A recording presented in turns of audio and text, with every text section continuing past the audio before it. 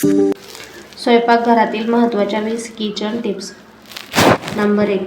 रोटी किंवा पराठ्यासाठी कोमट पाणी घेऊन पीठ मळून घ्या. रोटी पराठे अधिक चवदार आणि मऊ होतील. नंबर 2. पकोड्यांसाठी पीठ बनवताना त्यात थोडे तांदळाचे पीठ टाका. पकोडे अधिक कुरकुरीत होतील. नंबर 3. जुनी किंवा शिळी भाकरी बारीक करून हवाबंद डब्यात ठेवा. नंतर त्याचा उपयोग कटलेट किंवा कबाब बनवण्यासाठी केला जाईल. ते तुटणार नाहीत आणि चवदार देखील होतील.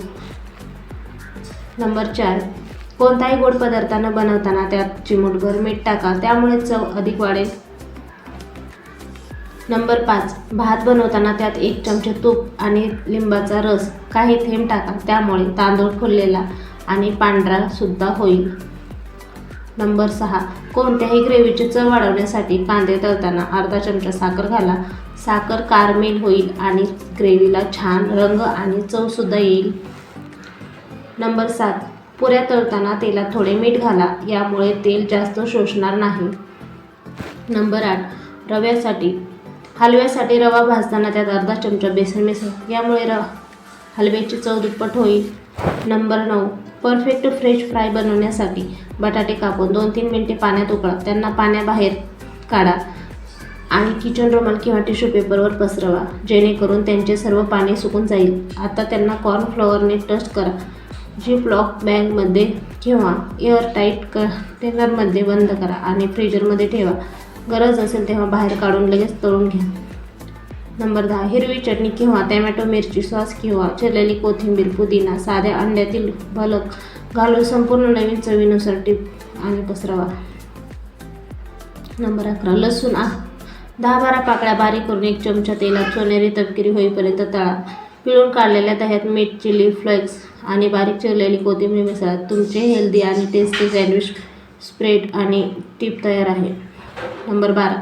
ग्रेव्हीमध्ये तेल किंवा तूप असल्यास ते फ्रीजरमध्ये थोडा वेळ ठेवा. नंबर 13. जर भेंडी प्रत्येक वेळी चिकट होत असेल तर ती शिजवताना त्यात काही थेंब लिंबाचा रस टाका. त्याची चिकटपणा निघून जाईल. याशिवाय भेंडी शिजवताना तुम्ही 1 चमचा भाजलेले बेसन देखील घालू शकता. यामुळे चिकटपणा दूर होईल आणि भेंडी कुरकुरीत होईल. नंबर 14. झटपट लिंबू पाणी बनवण्यासाठी प्रथम 2 कप साखर 1 कप पाण्यात विरघळून त्यात 4-5 लिंबाचा रस घाला. हे मिश्रण बर्फाच्या ट्रेमध्ये ओता आणि गोठवा. जेव्हा तुम्हाला लिंबू पाणी किंवा शंकरजी बनवायचे असेल तेव्हा एका ग्लासमध्ये 2 चौकोनी तुकडे घाला. चवीनुसार मीठ घाला आणि तुमच्या आवडीनुसार थंडगार सोडा किंवा पाणी घालून मिक्स करा. यामुळे तुम्हाला तुमच्या ड्रिंकमध्ये वेगळा बर्फ टाकण्याची गरज नाही आणि बर्फ घातल्यानंतर सरबत फिकं पडणार नाही, ते होणार नाही.